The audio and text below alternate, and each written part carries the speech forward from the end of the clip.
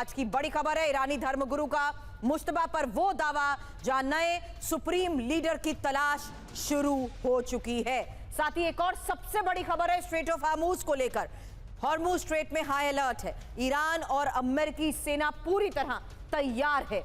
वहीं मुनीर पर US intelligence का रेड फ्लैग। ट्रंप की इमरजेंसी मीटिंग, इसको लेकर एक एक डिटेल आपके सामने। उससे पहले ईरान में मुश्तबा खamenei को लेकर वो बड़ा सस्पेंस सुनिए जहां मुश्तबा को लेकर ईरान के एक धर्मगुरु ने बड़ा दावा किया। ईरान में अंदर खाने नए सुप्रीम लीडर की तलाश को लेकर यह दावा किया गया है। इजरायल के हमले में मुश्तबा घायल हुए थे, ये रिपोर्ट्स में दावे किए जा चुके हैं। ईरानी social media handle the Iran watcher पर दावा। हालांकि ईरान में मुश्तबा खamenei को सामने लाने की मांग भी तेज हो चुकी है। जहां मुश्तबा को 28 फरवरी के बाद सार्वजनिक रूप से नहीं देखा गया है और ईरान में नेतृत्व का गंभीर संकट। ईरान में कौन फैसले ले रहा है यह भी पता नहीं। ईरान की social media handle the Iran watcher का ये बड़ा दावा। तो खबर है मुश्तबा खamenei पर बढ़ते सस्पेंस को लेकर। जहां आपको बता दें मुश्तबा खamenei को लेकर ईरान के एक धर्मगुरु ने ही बड़ा दावा कर दिया है। खamenei के कंपाउंड में हुई बमबारी में घायल हुए थे मुश्तबा और मुश्तबा को लेकर जा रही एम्बुलेंस और अस्पताल पर भी हमला हुआ। इस सस्पेंस के बीच अंदर खाने नए सुप्रीम लीडर की तलाश को लेकर यह बड़ा दावा किया गया है। ईरान में मुश्तबा खamenei को सामने लाने की मांग भी तेज हो चुकी है। बता दें मुश्तबा को 28 फरवरी के बाद सार्वजनिक रूप से देखा और सुना नहीं गया है और सुप्रीम लीडर बनने के बाद मुश्तबा के सिर्फ लिखित बयान ही सामने आए हैं।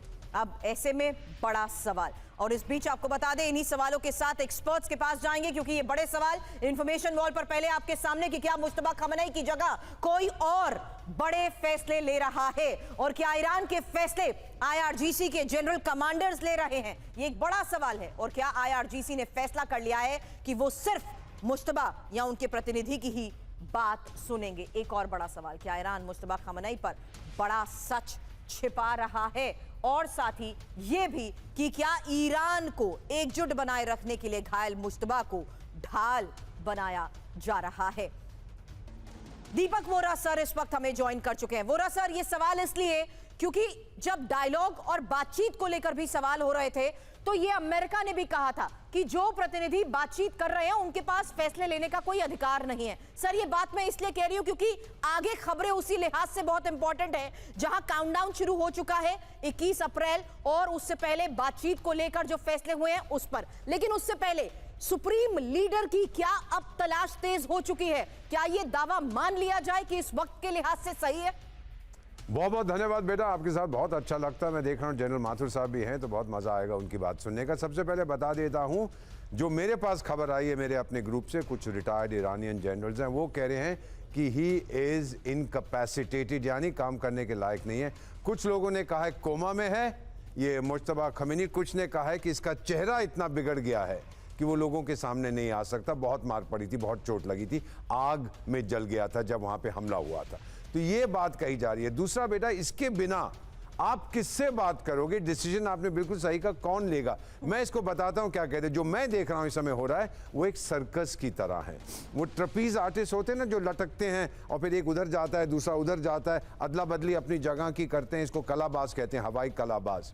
ये ट्रपीज आर्टिस्ट दो हैं इसमें, एक अमेरिका की तरफ से आ रहे हैं वो डोनाल्ड ट्रंप साहब जिसको भी भेजेंगे, दूसरी तरफ से जो भी IRGC का व्यक्ति वहां जाएगा। ये एक दूसरे की यहां से वहां जाएंगे, इकट्ठे कभी नहीं होते। जोकर कौन है? हर सर्कस में एक जोकर होता है, वो है ये पिंजरे वाली मुन्नी बाई जो वहां का कहता है कि मैं खेती मार्शल हूं। और फिर मेन सूत्रधार इजराइल है। बेटा एक चीज, give me a minute more. Israel को कोई फर्क नहीं पड़ता कि ईरान के लोग मुझ पर हमला करेंगे, इन्वेजन करेंगे, नहीं, वो तो 1800 किलोमीटर दूर है।